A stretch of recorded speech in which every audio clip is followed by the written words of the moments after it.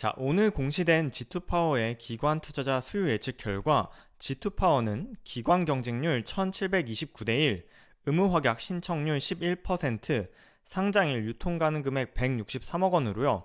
야너주의 청약 매력도 80점을 기록했는데요. 이러한 G2파워 청약을 하게 된다면 예상되는 수익은 얼마일까요? 안녕하세요. 주식유치원 야너주의 김파고입니다. 자, 오늘은 내일부터 청약을 진행하는 G2파워에 청약을 하게 된다면 얼마의 수익이 예상되는지 수요 예측 결과를 바탕으로 야너주의 매력도 평가와 균등 및 비례 배정까지 예상해 보도록 하겠습니다. 자, 본격적인 내용 시작하기에 앞서 G2파워의 남은 공모주 일정 살펴보도록 하겠습니다. G2파워는 오늘 월요일날 공모 가격을 확정했는데요. 내일이죠. 3월 22일부터 23일까지 한국투자증권과 KB증권에서 일반 투자자 청약이 진행되고요. 청약에 대한 증거금 환불일은 25일 금요일, 상장 예정일은 4월 1일 다음 주 금요일입니다. 자, 이러한 G2파워에 대해서요, 오늘 영상에서는 세 가지를 알아볼 텐데요. 먼저 첫 번째, 기관 투자자의 수요 예측 결과를 자세히 살펴보고요. 두 번째, 이를 바탕으로 한 야너주의 매력도 점수를 통해서 G2파워의 목표가를 산정해 보도록 하겠습니다. 마지막으로는요, 균등 배정, 비례 배정 예상하면서 청약을 하게 됐을 경우에 결론적으로 내가 얼마의 수익이 예상되는지 따져볼 테니 영상 끝까지 시청해주세요. 자, 먼저 첫 번째 G2파워의 기관 투자자 수요 예측 결과를 자세히 살펴보겠습니다. G2파워는 기관 투자자의 경쟁률 1729.63대 1로 약 1730대 1을 기록했는데요. 이러한 수치는 2022년에 진행된 20개의 중소형 공모주 중에서는 4위에 해당하는 기록이었고요. 작년부터 109개 공모주로 비교했을 때는 13등에 해당하는 경쟁률이 좋았다라고 판단할 수 있습니다. 자, 두 번째 의무 보유 확약 신청률은요. 전체 신청한 기관의 11.2%가 의무 확약을 신청했는데요. 이러한 수치는 올해 진행된 중소형 공모주 20개 중에서는 7위에 해당하는 기록입니다. 자, 세 번째, 기관 투자자들의 가격 제시 내용 살펴보면요. 기관 투자자의 신청 수량 중에 98%가 공모가 상단인 16,400원을 더 뛰어넘은 18,000원 이상 혹은 가격을 제시하지 않아서 기관 투자자들이 가격 제시에 있어서 공격적으로 가격을 제시한 걸 확인할 수 있고요. 이러한 가격 제시를 바탕으로 공모 가격은 공모가 상단인 16,400원으로 결정이 되면서요, 시가총액 605억 원에 상장을 예정하게 되었습니다. 이렇게 간략하게 살펴본 수요 예측 결과를 바탕으로 야너주의 청약 매력도 점수와 이를 토대로 한 상장일날 목표 매도가를 예상해 보도록 할게요. 인트로에서 이야기 드린 것처럼 G2파워는 야너주의 공모 청약 매력도 점수 80점을 기록했는데요. 그 내용을 조금 더 자세히 살펴보면 G2파워의 의무 확약 신청률은 11%로 109개 공모주 중에서 53등을 기록하면서 중위권의 모습을 보였지만 기관 경쟁률이 109개 중에 13등, 특히 상장일날 유통 가능 금액이 163억 원으로 압도적으로 낮으면서 109개 중에 4등을 기록해서 이러한 기관 경쟁률과 유통 가능 금액에서 좋은 점수를 받아서 야너주의 매력도 점수 80점을 기록했습니다. 자, 그렇다면 야너주의 청약 매력도 점수 80점을 기록한 공모주들은 2022년에 상장일날 어떠한 주가 수익률을 보였는지 살펴보도록 할게요. 2022년에 종합 매력도 점수 80점 이상을 기록한 종목은요, 유일로보틱스, K옥션, BCNC, 스코넥 엔터테인먼트 이렇게 4종목이었는데요. 유일로보틱스가 가장 높았고 스코넥 엔터테인먼트가 80점으로 G2파워와 동일했습니다. 이러한 4종목의 상장일날 시초가 수익률은요, 4종목 모두 공모가 대비 2배 상승, 100% 상승한 시초가 수익률 100%를 기록했고요. 상장일날 종가 수익률은 유일로보틱스와 K옥션이 따상을 기록한 160% 상승, BCNC와 스코넥 엔터테인먼트는 오히려 시초가 대비 낮은 수익률을 보였습니다. 이러한 4종목의 평균을 내보면요, 시초가는 100% 상승했고요, 종가는 120% 상승했다고 확인할 수 있네요. 종합매력도 80점 이상을 기록한 공모주들을 2021년부터 진행된 공모주로 늘려보면 어떨까요? 2021년 이후에 진행된 109개의 공모주 중에서요, 종합 매력도 점수 80점 이상을 기록한 공모주는 총 14개였는데요. 이러한 14개 공모주의 상장일날 시초가 수익률은요, 14종목 모두 공모가 대비 2배 상승한 100%를 기록했으며 상장일 종가 수익률은 14종목의 평균 수치가 122%였습니다. 자, 이 중에서 종합점수 80점을 기록했던 해성TPC, YM텍, 피코그램, 지오엘리먼트, 스코넥 5개 종목의 상장일 평균 상승률을 살펴보면요, 시초가 수익률은 상장일 평균 100% 상승했고요. 종가 기준으로는 평균 93% 상승해서요. 시초가는 2배로 시작했지만 오히려 종가는 시초가 대비 더 낮아지는 모습을 보였습니다. 자, 또한 G2파워를 종합 매력도 점수가 아니라요. 상장일날 유통 가능 금액 기준으로만 살펴보도록 하겠습니다. 2022년에 진행된 인기 있었던 공모주 중에서요. 상장일날 유통 가능 금액에만 초점을 맞춰서 살펴보면 상장일날 유통 가능 금액이 낮았던 순으로 오토엔과 유일로보틱스, K옥션, 퓨런티어 이렇게 4종목이 존재하는데요. 이 중에서 오토엔이 가장 유통 가능 금액이 낮았는데 오토엔의 경우에는 상장일날 시초가가 2배로 상승하지는 못했지만 종가는 상한가를 기록했고요. 유일로보틱스와 K옥션의 경우에는 따상을 기록했습니다. 즉 상장일날 주가의 흐름에는 상장일 유통 가능 금액도 매우 큰 영향을 미치는데 이러한 유통 가능 금액이 낮으면 낮을수록 주가가 상승하는 경향이 2022년에는 유독 도드라졌다는 걸 확인할 수 있었습니다. 자, 그래서 G2파워의 상장일날 목표 매도가를 예상해 보면요.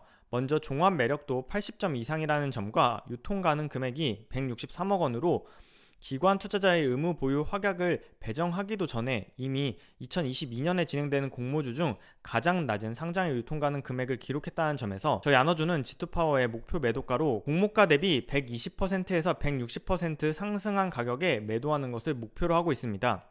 160% 상승한다면 따상을 기록하는 수치인데요. G2파워는 유통 가능 금액이 워낙 낮고 상장 예정 시가총액도 낮기 때문에 따상도 충분히 노려볼 수 있다고 판단할 수 있습니다. 만일 이러한 예상대로 G2파워가 공모가 대비 120% 상승한다면 주가로는 36,000원이고요.